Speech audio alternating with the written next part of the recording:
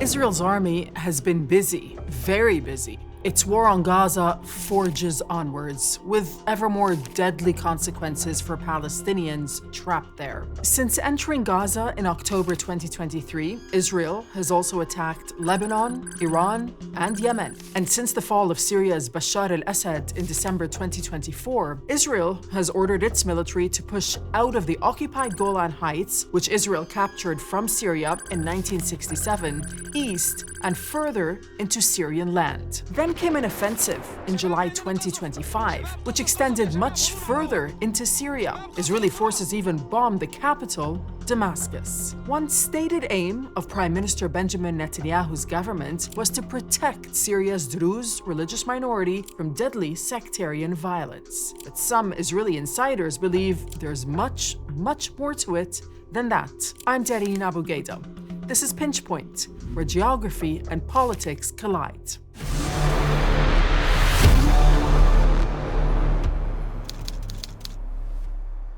Now, you might think Israel's military was already fighting on enough fronts before July 16th, but that's when the order came in to bomb Damascus and Syria's Suwaida province. Israel even sent more troops from the occupied Golan Heights further into Syria. Syrian forces had been sent into Suwaida to stop fighting between the Druze, who follow a faith which is an offshoot of Shia Islam, and Sunni Bedouins. But for Netanyahu, that represented a red line crossed.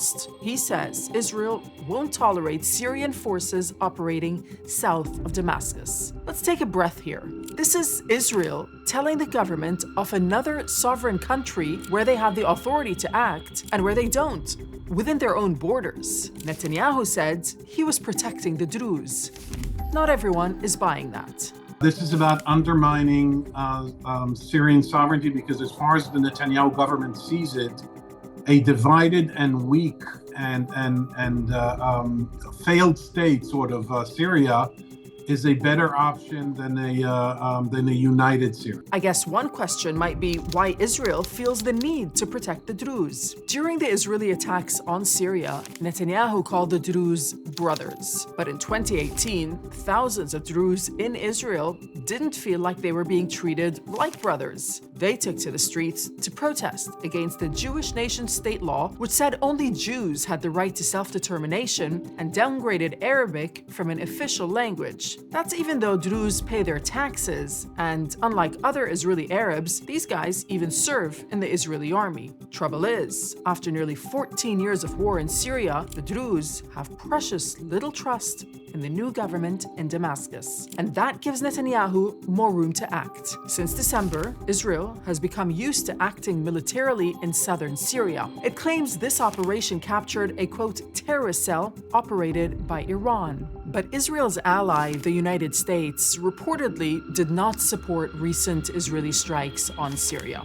As well as that, Damascus believed it had a green light from the US and Israel to dispatch its forces to Suwaida despite months of Israeli warnings. Washington's relationship with the new Syrian government has been warming. President Donald Trump met Syria's President Ahmed al-Sharia in Saudi Arabia in May. Trump lifted sanctions on Syria shortly afterwards. US firms are to help develop Syria's oil, gas, and power industries. Netanyahu doubtlessly knew all of this, yet he sent his troops in anyway, which might just tell you all you need to know about how he feels about the Trump administration. In both Gaza, not ending the war, not concluding a deal, attacking Iran against the better judgment of the president, even though he jumped on the bandwagon shortly after, and now attacking Syria is a clear and glaring sign that Netanyahu, just excuse the expression, doesn't give a damn about the U.S. Now, keep in the back of your mind that some members of Netanyahu's government think most of Syria should be part of Israel. In previous episodes, we've talked about Israeli finance minister and illegal settler Bezalel Smotrich. In 2024, he said Israel would eventually extend to Damascus. Even badges spotted on Israeli army uniforms in 2024 speak to a greater Israel. They look like this if superimposed onto a map of the region. That also takes in a bit of Turkey